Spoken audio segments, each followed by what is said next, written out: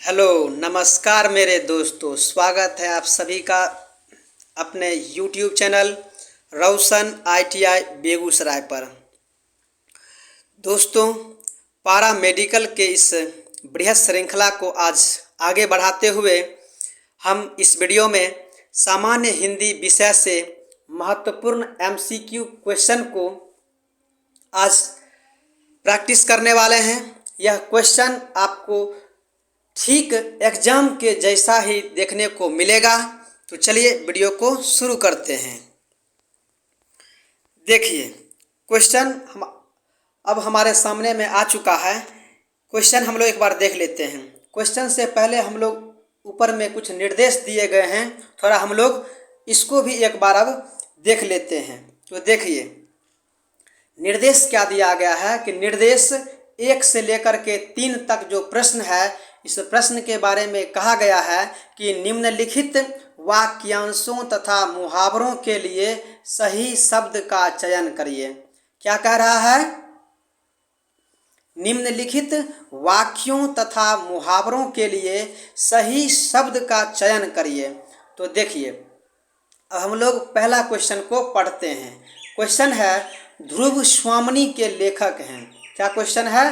ध्रुव स्वामिनी के लेखक हैं। तो ऑप्शन देखिए, option number A Premchandra, option number B Jaishankar Prasad, option number C Ramchandra Shukla, option number D Hazari Prasad Dwivedi.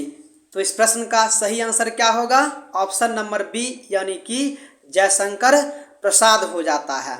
तो हम लोग फिर से एक बार क्वेश्चन को देख लेते हैं कि ध्रुव स्वामिनी के लेखक कौन हैं। तो इसके लेखक कौन हो जाते हैं? जयशंकर प्रसाद हो जाते हैं। आगे देखते हैं। आगे देखिए, क्वेश्चन नंबर 2। क्वेश्चन नंबर 2 को देखते हैं। क्वेश्चन नंबर 2 कहता है कि विनय पत्रिका के रचनाकार कौन हैं? विनय पत्रिका के रचनाकार कौन है? यानी कि विनय पत्रिका कोई पुस्तक है और उस पुस्तक के रचनाकार यानी कि लेखक कौन है? तो ऑप्शन देखिए, option number A Surdas, option number B Rahimdas, option number C Tulsidas, option number D Keshavdas. यहाँ पर आपको ऑप्शन देख करके यह बात पता चल गया होगा कि आंसर जो भी होगा वह दास से रिलेटेड ही होगा। किससे रिलेटेड होगा? दास से रिलेटेड ही होगा। तो हम लोग देखते हैं कि इसका आंसर क्या होने वाला है। तो इसका आंसर आपको क्या कहना है? तुलसीदास विनय पत्रिका के रचनाकार हैं। यानी कि 2 नंबर प्रश्न का सही आंसर क्या हो जाता है? ऑप्शन नंबर सी हो जाता है, तुलसीदास होते हैं। अगले प्रश्न को देखिए। प्रश्न है, मानस का हंस के लेखक का नाम क्या है? प्रश्न क्या है? मानस का हंस के लेखक का नाम क्या है? तो ऑप्शन देखिए, जयशंकर प्रसाद, प्रेमचंद्र, अमृतलाल नागर, महावीर प्रसाद द्विवेदी। तो इस प्रश्न का आंसर क्या हो जाएगा? ऑप्शन नंबर सी हो जाता है। यानी कि मानस का अंश के लेखक कौन होते हैं? अमृतलाल नागर होते हैं। आगे देखते हैं प्रश्न। प्रश्न है, प्रश्न से पहले कुछ निर्देश दिया गया है, थोड़ा हम लोग उसको देखते हैं। अब निर्देश प्रश्न 4 से लेकर के 7 तक के लिए है कि निम्नलिखित शब्दों के संधि विच्छेद को चुनें। क्या है? निम्नलिखित शब्दों के संधि विच्छेद को चुनें। तो आप एक चीज़ जान लीजिए कि संधि में किसी भी शब्दों का विच्छेद होता है और समास में किसी भी शब्दों का विग्रह होता है। यह भी आपको ध्यान रखना चाहिए। आपको ऑब्जेक्टिव क्वेश्चन में पूछ भी सकता है कि संधि में क्या होता है? विच्छेद होता है और समास में क्या होता है? विग्रह होता है। चलिए, तो हम लोग अब क्वेश्चन शुरू करते हैं। क्वेश्चन है उल्लेख। क्वेश्चन नंबर 4 क्या है? उल्लेख। उल्लेख शब्द है, उल्लेख का संधि विच्छेद क्या होता है? तो उल्लेख का संधि विच्छेद क्या हो जाता है? उत जोड़ लेख होता है। क्या होता है इसका? उत जोड़ लेख होता है। उत यानी कि त्वहलंत अजोर लेख। यानी कि 4 नंबर प्रश्न का सही आंसर क्या हो जाता है? ऑप्शन नंबर बी हो जाएगा। अगले प्रश्न को देखते हैं। प्रश्न है कि अत्याचार, प्रश्न क्या है, अत्याचार का विच्छेद क्या होगा। 5 नंबर क्वेश्चन है ये कि अत्याचार का विच्छेद क्या होगा। तो क्या कहना होगा इसका आंसर, अति जोर आचार। क्या होता है, अति जोर आचार बराबर क्या हो जाएगा, अत्याचार होता है। अति जोर आचार बराबर क्या होता है, अत्याचार हो जाएगा। यानी कि 5 नंबर प्रश्न का सही आंसर क्या होता है, ऑप्शन नंबर डी हो जाएगा। अगले प्रश्न को देखते हैं। प्रश्न है दिगंबर, 6 नंबर प्रश्न, दिगंबर का संधि विच्छेद क्या होगा। तो क्या होता है इसका आंसर, दिक जोर अंबर, यानी कि दिक यानी कि कोहलंत जोर अंबर बराबर क्या हो जाता है, दिगंबर होता है। दिगंबर का संधि विच्छेद क्या हो जाएगा, दिक जोर अंबर होता है। अगले प्रश्न को देखिए। प्रश्न है 7 नंबर प्रश्न, पावक का संधि विच्छेद क्या हो जाएगा। पावक का संधि विच्छेद क्या होता है। तो क्या हो जाएगा, पौ जोर अक। क्या होता है, पौ जोर अक बराबर क्या हो जाएगा, पावक होता है। पौ जोर अक बराबर पावक। तो इस प्रश्न का सही आंसर क्या होता है, ऑप्शन नंबर ए हो जाएगा। अगले प्रश्न को देखिए। प्रश्न से पहले फिर निर्देश दिए गए हैं, उस निर्देश को हम लोग एक बार पढ़ लेते हैं। क्या कि निर्देश है प्रश्न 12(8) से लेकर के 12 तक के लिए कि निम्नलिखित शब्दों के समास बताइए। क्या निर्देश है, निम्नलिखित शब्दों के समास बताइए। तो अभी मैंने आपको बतलाया क्या कि संधि में क्या होता है, शब्दों का विच्छेद होता है, और समास में क्या होता है, शब्दों का विग्रह होता है। यह आप जान गए। अब हम लोग क्या कर देखते हैं कि कुछ शब्द दे दिए गए हैं और यह शब्द किस समास के अंतर्गत आता है। तो आपको निश्चित रूप से याद होना चाहिए कि समास के कितने भेद हैं। समास के कितने भेद हैं, 6 भेद हैं। समास के कितने भेद होते हैं, 6 भेद होते हैं। और वे 6 भेद कौन कौन से होते हैं, थोड़ा हम लोग इसको भी एक बार काउंट कर लेते हैं। तो देखिए, पहला नंबर है आपको क्या कहना है, अव्ययी भाव, तत्पुरुष, कर्मधारय, बहुव्रीहि, द्वंद्व, द्विगु और फिर नए समास। क्या क्या मैंने आपको कहा, अव्ययी भाव, तत्पुरुष, कर्मधारय, बहुव्रीहि, द्विगु, द्वंद्व और फिर नए समास। यह इस प्रकार से समास के 6 भेद होते हैं। और वही 6 भेद के बारे में हम यहाँ पर कुछ एग्जाम्पल के साथ प्रश्न करने वाले हैं। तो प्रश्न है यहाँ पर कि वनवास, क्या प्रश्न है, वनवास किस समास में होता है, यानी कि वनवास किस समास का यह एग्जाम्पल दिया गया है। तो इसका आंसर क्या हो जाएगा, वनवास का हम लोग थोड़ा इसका हम लोग विच्छेद या विग्रह करते हैं। तो क्या हो जाता है, वनवास, वन के लिए वास।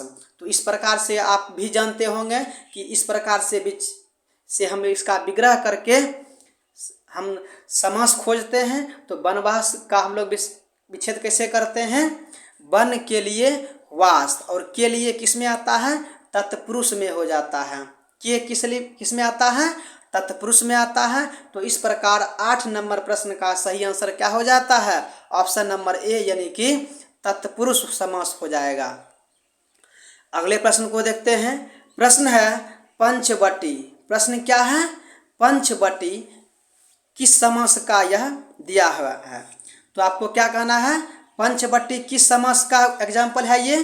तो देखिए, आप निश्चित रूप से यहाँ पर देख रहे होंगे कि पंचवटी यहाँ पर संख्यावाचक है और इसका हम लोग विग्रह करते हैं। तो क्या इसका विग्रह करेंगे, 5 वटों का समाहार, यानी कि 5 रास्तों का समाहार, इसी को हम लोग पंचवटी कहते हैं। तो इसका आंसर हम लोग किस में हो जाएगा, इसका समास कौन सा हो जाता है, द्विगु समास हो जाएगा। क्या होता है, द्विगु समास, यानी कि 9 नंबर प्रश्न का सही आंसर क्या होता है, द्विगु समास हो जाता है।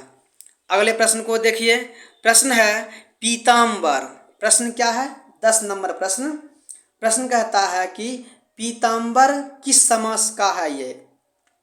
तो इसका सही आंसर क्या हो जाता है, पीताम्बर किस में हो जाएगा, तो किस में होता है, यह कर्मधारय में होता है। पीताम्बर पीला हो अंबर जिसका। इसी प्रकार से तो हम इसका विग्रह करते हैं ना, पीताम्बर का क्या विग्रह करते हैं, पीला हो अंबर जिसका। तो इस प्रकार इस प्रश्न का हम लोग आंसर निकालते हैं। तो इसका आंसर क्या हो जाएगा, कर्मधारय समास हो जाता है।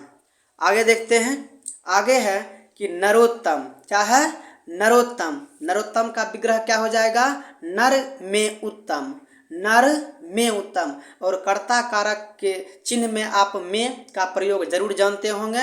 तो कर्ता कारक ने चिन्ह का प्रयोग हम लोग किस में करते हैं, तत्पुरुष में समास में करते हैं। तो इस प्रश्न का सही आंसर क्या हो जाता है, ऑप्शन नंबर बी हो जाएगा, यानी कि तत्पुरुष समास इस प्रश्न का सही आंसर हो जाता है। अगले प्रश्न को देखिए, प्रश्न है आजन्म। प्रश्न क्या है, आजन्म किस समास का यह एग्जाम्पल हो सकता है। तो आजन्म किस समास में होता है, आ, देखिए आ हो गया, अनु, यथा, यह सभी के सभी किस में हो जाते हैं, अव्ययी भाव में हो जाते हैं। यहाँ पर देखिए आ लिखल है ना, यहाँ पर क्या है, आ लिखा हुआ है। तो आप इस प्रकार से क्या निकाल सकते हैं इसका आंसर, अव्ययी भाव। तो यानी कि 12 नंबर प्रश्न का सही आंसर क्या होता है, अव्ययी भाव हो जाएगा। अगले प्रश्न को देखिए, प्रश्न है 13 नंबर कि जो आँख के समक्ष ना हो, जो आँख के समक्ष ना हो उसको, उसके लिए किस शब्द का प्रयोग किया गया है। तो जो आँख के समक्ष ना हो उसके लिए एक शब्द का प्रयोग किया गया है, क्या चीज़, परोक्ष। और जो आँख के समक्ष हो उसके लिए क्या होता है कि समक्ष हो जाता है। जो आँख के समक्ष ना हो उसके लिए किस शब्द का प्रयोग किया गया है, परोक्ष, यानी कि पर मतलब होता ही है दूसरे। अगले प्रश्न को देखिए, प्रश्न है जिसका इंद्रियों से अनुमान ना हो सके। प्रश्न क्या है, जिसका इंद्रियों से अनुमान ना हो सके न। प्रश्न क्या है, जिसका इंद्रियों से अनुमान ना हो सके। तो इसके लिए हम लोग क्या ऑप्शन कहेंगे, अतीन्द्रिय। क्या हो जाएगा, अतीन्द्रिय। यानी तो जिसका इंद्रियों से अनुमान ना हो सके तो इसके लिए एक शब्द क्या हो जाएगा, अतीन्द्रिय। लेकिन आपसे इससे विपरीत अगर पूछा जाए कि जिसके इंद्रियों पर क्या हो कि अनुमान हो, उसके लिए शब्द एक शब्द क्या हो जाएगा, जितेंद्र हो जाता है। यानी कि जिसने अपने इंद्रियों पर वश कर रखा हो उसी को क्या कहा जाता है, जितेंद्र कहा जाता है। जिसका इंद्रियों से अनुमान ना हो सके उसके लिए एक शब्द क्या होता है, अतीन्द्रिय हो जाता है। यानी कि 14 नंबर प्रश्न का सही आंसर क्या होता है, ऑप्शन नंबर बी हो जाएगा। अगले प्रश्न को देखते हैं, प्रश्न है 15 नंबर कि ऐसा रोग जिसका उपचार संभव न हो। ऐसा रोग जिसका उपचार संभव न हो इसके लिए एक शब्द क्या हो जाएगा, असाध्य, जिसको साधा न जा सके। असाध्य, जिसको साधा न जा सके, जिसको भेदा न जा सके, उसी के लिए एक शब्द क्या होता है, असाध्य। यानी कि ऐसा रोग जिसका उपचार ही संभव ना हो इसके लिए एक शब्द क्या हो जाएगा, असाध्य। यानी कि इस प्रश्न का सही आंसर क्या होता है, असाध्य, ऑप्शन नंबर डी हो जाएगा। अगले प्रश्न को देखते हैं, प्रश्न नंबर 16। देखिए, जिसको माता पिता का आश्रय न मिला हो, जिसको माता पिता का आश्रय न मिला हो उसके लिए एक शब्द क्या हो जाएगा, अनाथ। अनाथ क्या हो जाएगा, जिसको माता पिता का आश्रय न मिला हो। यानी कि इस प्रश्न का सही आंसर क्या होता है, ऑप्शन नंबर सी हो जाएगा। अगले प्रश्न को देखते हैं, प्रश्न है चांदी का जूता मारना। 17 नंबर प्रश्न, चांदी का जूता मारना। तो इसका ऑप्शन देखिए, जूते में चांदी रखकर मारना, रिश्वत देना, बहुत प्रसन्न होना, जूते में चांदी लगा होना। तो इसका आंसर क्या हो जाएगा, ऑप्शन नंबर बी होता है। चांदी का जूता मारने का मतलब इसका एक शब्द क्या हो जाता है, रिश्वत देना, इसका सही अर्थ होता है। तो इस प्रश्न का आंसर क्या हो जाएगा, ऑप्शन नंबर बी हो जाता है। अगले प्रश्न को देखिए। प्रश्न है कान का कच्चा होना। प्रश्न नंबर 18, कान का कच्चा होना। तो क्या हो जाता है इसका सही आंसर? सुनी बातों पर विश्वास करना। कान का कच्चा होना का क्या हो जाता है? सुनी बातों पर विश्वास करना। यानी कि इस प्रश्न का सही आंसर क्या होता है? ऑप्शन नंबर बी हो जाएगा। आगे देखते हैं 19-20 होना। 19 नंबर क्वेश्चन, 19-20 होना। जैसे हम लोग भी अपने बोलचाल की भाषा में कहते भी हैं ना कि अरे थोड़ा सा भी 19-20 हो जाओ ना, वही यहाँ पर दिया गया है। उसी प्रकार से आप यहाँ पर भी प्रश्न में आंसर निकाल सकते हैं। 19-20 जैसे हम लोग अपने आसपास में प्रयोग करते हैं कि मतलब थोड़ा बहुत का अंतर कर लो, वही यहाँ पर है। इसका आंसर हो जाता है कि बहुत कम का अंतर होना। 19-20 होना मतलब क्या हो जाता है? बहुत कम का अंतर होना। तो इसका आंसर क्या हो जाता है? ऑप्शन नंबर ए हो जाएगा। अगले प्रश्न को देखिए। प्रश्न है फेंक कर चलाया जाने वाला हथियार। प्रश्न क्या है? फेंक कर चलाया जाने वाला हथियार के लिए एक शब्द क्या होता है? अस्त्र हो जाता है। फेंक कर चलाया जाने वाला हथियार क्या होता है? अस्त्र होता है। तो इस प्रश्न का सही आंसर क्या हो जाता है? ऑप्शन नंबर ए हो जाएगा। अब अगले प्रश्न को करने के लिए कुछ निर्देश दिए गए हैं, हम लोग उस निर्देश को पढ़ लेते हैं। तो देखिए यह निर्देश प्रश्न नंबर 21 से लेकर के प्रश्न नंबर 25 तक के लिए दिया गया है। प्रश्न नंबर 21 से लेकर के प्रश्न नंबर 25 तक के लिए दिया गया है। और निर्देश क्या है उसको देखिए। दिए गए शब्दों में भिन्न अर्थ को व्यक्त करने वाले शब्द का चयन करिए। निर्देश क्या है?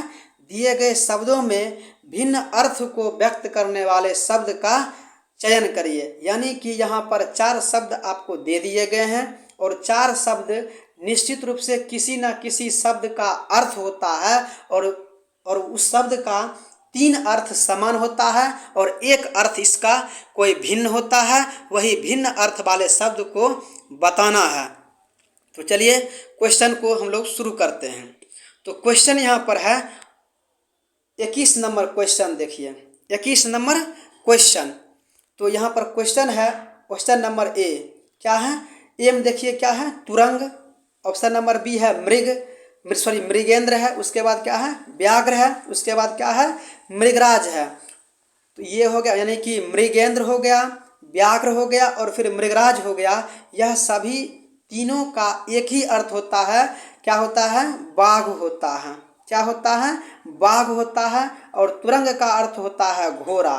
आप यह शब्द पर्यायवाची शब्द में एक बार आप 10th के जब एग्जाम की तैयारी कर रहे होंगे उस वक्त आप जरूर इस शब्द को पढ़े होंगे। तो जो स्टूडेंट्स को यह शब्द याद होगा वह निश्चित रूप से ऐसे शब्द को कर पा रहे होंगे। जिन्हें याद नहीं होगा वे अब हमारे माध्यम से भी आप याद कर सकते हैं, या फिर आप कोई भी हिंदी व्याकरण लेकर के आप वहाँ से पर्यायवाची शब्द को याद करके आप इस प्रकार के प्रश्न को सही कर पाएंगे। तो देखिए इसका आंसर क्या हो जाता है? तुरंग हो जाएगा। इसका आंसर तुरंग होता है क्योंकि तुरंग का अर्थ क्या होता है? घोड़ा होता है। और ऑप्शन नंबर बी, सी और डी का अर्थ क्या हो जाता है? बाघ हो जाता है। तो इस प्रश्न का सही आंसर हो जाएगा ऑप्शन नंबर ए होता है। अगले प्रश्न को देखिए। प्रश्न है प्रश्न नंबर 22। तो यहाँ पर हम लोग देखते हैं ऑप्शन नंबर ए क्या है? पावक। ऑप्शन नंबर बी अनिल। ऑप्शन नंबर सी अनल। ऑप्शन नंबर डी कृषाणु। ऑप्शन नंबर डी क्या है? कृषाणु। तो यहाँ पर हम लोग देखते हैं कि अनिल का मतलब क्या होता है? हवा होता है। अनिल का मतलब क्या होता है? हवा होता है। पावक हो गया, अनल हो गया, कृषाणु हो गया। यह सब का अर्थ क्या होता है? यह सब का अर्थ एक ही होता है, लेकिन यहाँ पर अनिल का अर्थ क्या हो जाता है? हवा। इसीलिए इस प्रश्न में ऑप्शन नंबर बी इस प्रश्न का सही आंसर होता है, क्योंकि यह इसमें भिन्न अर्थ वाला शब्द है। तो इस प्रश्न का सही आंसर क्या हो जाता है? ऑप्शन नंबर बी हो जाएगा। अगले प्रश्न को देखिए। प्रश्न है ऑप्शन नंबर ए व्योम, ऑप्शन नंबर बी नभ, उसके बाद क्या है तल और क्या है गगन। तो देखिए व्योम मतलब क्या होता है आकाश, नभ मतलब क्या होता है आकाश, गगन मतलब आकाश और तल मतलब क्या होता है नीचे यानी कि पाताल। तो ऑप्शन नंबर ए बी और डी यह तीनों का अर्थ एक ही होता है और ऑप्शन नंबर सी का अर्थ अलग होता है, इसीलिए 23 नंबर प्रश्न का आंसर क्या होता है ऑप्शन नंबर सी यानी कि तल हो जाएगा। आगे देखते हैं, आगे है 24 नंबर क्वेश्चन। देखिए ए नंबर में क्या है लोचन, 2 नंबर में है जलज, उसके बाद क्या है नयन, उसके बाद क्या है चक्षु। तो देखिए लोचन का मतलब होता है आँख, नयन का मतलब होता है आँख, चक्षु का मतलब होता है आँख और जलज का मतलब होता है जल में रहने वाला। तो यहाँ पर ऑप्शन नंबर जो बी दिया गया है यह इस सब में भिन्न है और इसीलिए इस प्रश्न का आंसर भी ऑप्शन नंबर बी ही हो जाएगा। आगे देखते हैं, आगे है 25 नंबर क्वेश्चन। ऑप्शन देखिए option number A Bhagirathi, option number B Sursarita, option number C Jahnavi, option number D Kalindi. तो देखिए भागीरथी, जाह्नवी, सुरसरिता यह सभी का सभी क्या है कि गंगा नदी का पर्यायवाची शब्द दिया गया है। किसका पर्यायवाची शब्द दिया गया है गंगा नदी का, और कालिंदी किसका दिया गया है शारदा नदी का पर्यायवाची शब्द दिया गया है। तो यहाँ पर आप इस प्रकार से भिन्न अर्थ को छांट रहे होंगे। तो इस प्रश्न का सही आंसर क्या हो जाता है ऑप्शन नंबर डी हो जाता है। तो दोस्तों यही रहे कुछ इम्पोर्टेंट MCQ क्वेश्चन जो कि मैंने आपको प्रैक्टिस सेट 1 के माध्यम से कराने का प्रयास किया है। तो उम्मीद हम करते हैं कि हमारा यह इस तरीके का प्रयास आपको पसंद आया होगा और यह प्रयास आपको एग्ज़ाम के दृष्टिकोण से भी आपको निश्चित ही हमारा यह सराहनीय लगा होगा। तो उम्मीद करते हैं कि हमारा यह वीडियो आपको पसंद आया होगा। अगर पसंद आए तो एक बार लाइक ज़रूर करें और अभी तक आप हमारे चैनल रोशन ITI बेगूसराय को सब्सक्राइब नहीं किए हैं तो सब्सक्राइब ज़रूर कर लें। मिलते हैं अगले कोई वीडियो में, तब तक के लिए धन्यवाद।